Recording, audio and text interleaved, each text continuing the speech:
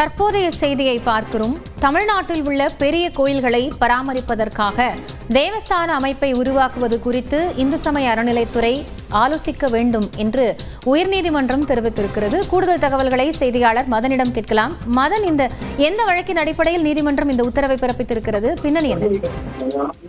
திருவண்ணாமலை அருணாச்சலேஸ்வரர் கோவில் கோபுரம் முன்பு 6 கோடி ரூபாய் செலவில் வணிக வளாகம் கட்ட இந்து அறநிலைத்துறை ஏற்கனவே அனுமதி அளித்து 2023ஆம் ஆண்டு ஒரு அரசாணை பிறப்பித்தது.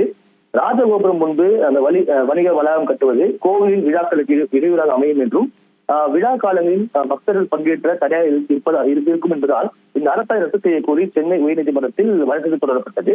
ஏற்கனவே இந்த வணிக வளாகம் கட்டும் திட்டத்தை மறுபரிசீலனை செய்ய வேண்டும் என்று அறநிலைத்துறைக்கு உயர்நீதிமன்றம் அறிவுறுத்தல் வழங்கினது. இந்த நிலையில்தான் இந்த வழக்கு இன்று மீண்டும் விசாரணைக்கு வந்தபோது வணிக வளாகம் கட்டும் பணிகள் மேற்கொள்ளப்பட போவதில்லை என்று அறநிலையத்துறை தரப்பில் ஏற்கனவே உத்தரவாதம் அளித்த நிலையில் ராஜகோபுரம் முன் பக்தர்களுக்கு வசதிகளை ஏற்படுத்தி குறித்த மாற்று திட்டம் சம்பந்தமாக அறிக்கை தாக்கல் செய்ய அவகாசம் வழங்க வேண்டும் என்று அறநிலையத்துறை தரப்பில் கோரிக்கை வைக்கப்பட்டது. இதை ஏற்றுக்கொண்டு 2 வாரங்கள் அவகாசம் வழங்கிய சென்னை உயர்நீதிமன்றம் அருணாச்சலேஸ்வரர் கோவிலை விட்டு தொலைவில் அரசு புறம்போக்கு நிலங்கள் இருக்கிறதா என்று கண்டறிந்து தெரிவித்தால் அங்கு வணிக வளாகம் கட்டலாம் என்று தெரிவித்தார்கள். அதே போல கோவிலுக்கு அருகில் கோவில் நிலமாக இருந்தாலும் சரி, அரசு புறம்போக்கு நிலமாக இருந்தாலும் சரி, எந்த ஒரு கட்டுமானமும் அனுமதிக்க முடியாது என்றும் தெரிவித்திருக்கிறார்கள்.